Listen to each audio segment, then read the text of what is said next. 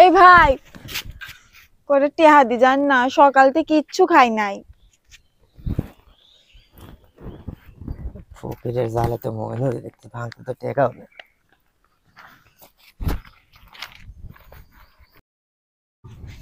কি রে ফকিরের চেহারা এত সুন্দর, এই ভাই বাড়ির বউ তো এরম না। কিছু করলেন আপনি? না না না না কিছু করিনি। এই ভাই করে টাকা দিয়ে যান না, সকাল থেকে কিচ্ছু খাই নাই।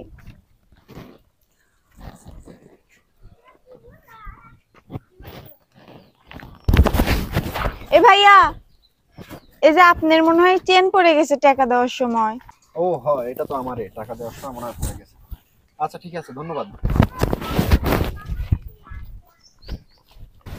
সবাই লোভী, কেউ অর্থের কেউ দেহের। আমি কি আর ভালো ছেলে পাবো না? দেখি আর একটু বসে থাকি। এভাবে আর কতদিন বসে থাকবো? আর তো ভালো লাগে না এভাবে বসে থাকতে। ওই যে আরেকজন আসতেছে, একে দেখি এ কি বলে। এই ভাই করে টাকা দিয়ে যান না, সকাল থেকে কিচ্ছু খাই নাই। টাকা নেন, 10 টাকা আছে। এই ভাইয়া, জি? মানি ব্যাগ আর এই যে চেন পড়ছে আপনার পকেট থেকে। Money bag? না ভাই, মানি ব্যাগ তো আমার লা, চেন স্বর্ণের চেন না, এগুলি তো আমার লা, হয়তো বা অন্য কেউ ফেলাই গেছে। না না ভাই, আমি দেখলাম আপনার পকেট থেকেই পড়েছে। না আমার পকেট ঠিক তো না, আমার পকেট ঠিক তো পড়ে নাই। না ভাই, না না না, আপনার মানি ব্যাগ নিয়ে যান আপনি।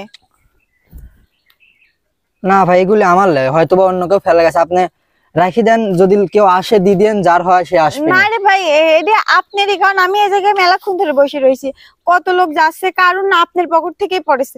ভাই আপনি এটা নিয়ে যান। না না ভাই, এগুলি আমার লাই। আপনি হচ্ছে দরকার হয় যদি কাউকে না পান, মাদ্রাসা টাদ্রাসায় দান করে দেন।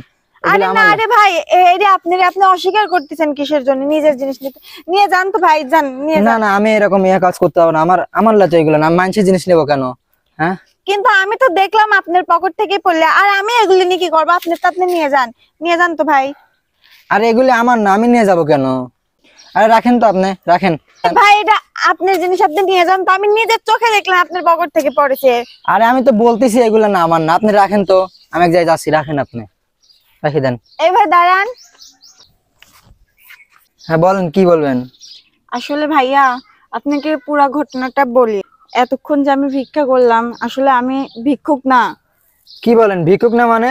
একটু আগে আপনি ভিক্ষা করতেছিলেন, আবার এখন বলেন ভিক্ষুক না? আসলে ভিক্ষাটা আমি একটা কারণে করতেছি।